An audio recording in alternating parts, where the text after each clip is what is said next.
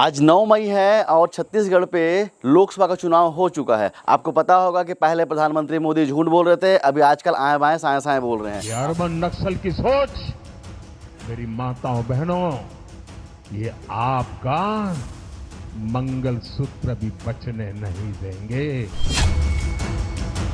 आपने देखा होगा कल का भाषण किस तरह से वो अडानी अंबानी के बारे में बात कर रहे हैं कि टेम्पो में जाके पैसा कांग्रेस को भेजा जा रहा है। आज तेलंगाना की धरती से पूछना चाहता हूं,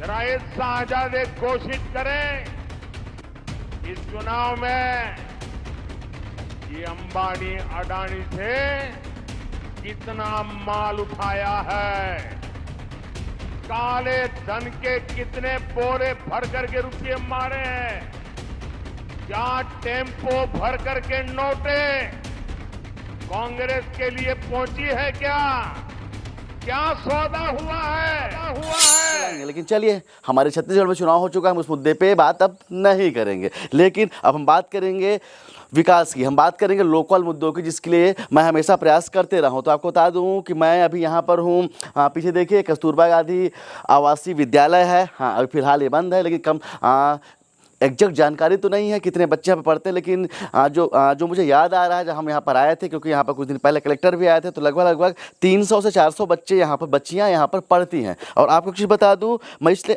यहाँ पर इसलिए आया हूँ क्योंकि कलेक्टर सर के साथ पे यहाँ के ईमानदार इंजीनियर PHE के वो भी आए हुए थे और बोला गया था कि यहाँ पर से पानी की व्यवस्था कर देंगे। कलेक्टर सर ने बोला था यहाँ के कि हम तत्काल 10 लाख रुपये की राशि दे रहे हैं। अब समझिए, आज 9 मई है, कुछ दिनों बाद यानी कि 15 जून से फिर से क्लासेस स्टार्ट हो जाएंगी और बच्चियां फिर से पानी के लिए तरसेंगी। क्योंकि आप समझ जाइए कि लगभग 3 महीने पहले यहाँ पर कलेक्टर आए थे और उन्होंने आश्वस्त किया था यहाँ के बच्चों को कि हम आपके लिए पानी की व्यवस्था कर देंगे। लेकिन समझिए, यहाँ पर अभी तक उसके लिए कोई प्रोसेस नहीं हुआ। पैसा फंड अलॉट कलेक्टर सर ने तुरंत कर दिया, लेकिन समझिए कि ईमानदार इंजीनियर PHE के जो AC के केबिन में बैठे हुए हैं, अभी भी एक छोटा सा गड्ढा भी नहीं गा सके हैं।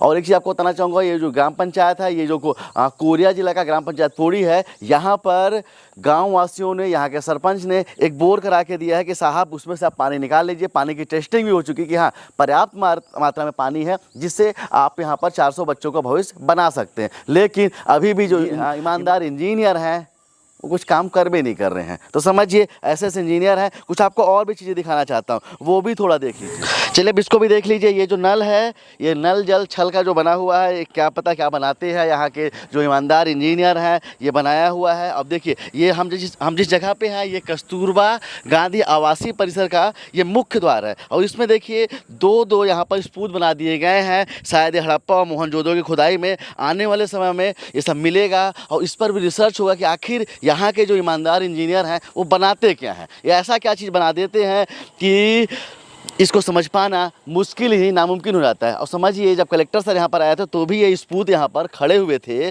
और समझ भी गए थे शायद यहाँ के कलेक्टर साहब कि इसमें से पानी तो ससुरा नहीं निकलने वाला है। इसी कारण से उन्होंने बोला कि चलिए, इससे नल तो नहीं निकलेगा, तो ग्रामीणवासी जो बोल रहे हैं, जो गाँववासी बोल रहे हैं, जो पत्रकार बोल रहे हैं, आप आगे से यहाँ से आइए, जो पत्रकार बोल रहे हैं शायद उसी को मान लेते हैं। उन्होंने बोला था कि हम 10 लाख रुपये आपके लिए और पूरे 600 बच्चे 300 से 400 बच्चों के लिए हम स्वीकृत कर दे रहे हैं। काम भी स्वीकृत हो गया, फंड भी अलॉट हो गया। अब समझिए कि नया सेशन आने वाला है। जिस समय कलेक्टर यहाँ पर आए थे उस समय भी स्कूल चल रही थी, परीक्षाएं नहीं हुई थी। अब समझिए कि परीक्षाएं हो चुकी हैं, स्कूल बंद है पूरी तरह से। हाँ, अभी आने वाले 1 महीने बाद में फिर से नया सेशन स्टार्ट हो जाएगा। इसके बाद में भी सोचिए यहाँ के जो ईमानदार इंजीनियर हैं वो किस तरह का काम कर रहे हैं और किस तरह से 400 बच्चों के साथ में खिलवाड़ कर रहे हैं। तो चलिए, हम आज जाते हैं, क्योंकि हमसे बहुत सारे भाई बोलते हैं कि आप ना अधिकारियों का वर्जन नहीं लेते हैं। तो बताइए, हमें पता है कि अधिकारी का जवाब देंगे, हमें पता है कि वो तो गोल मोल जवाब देंगे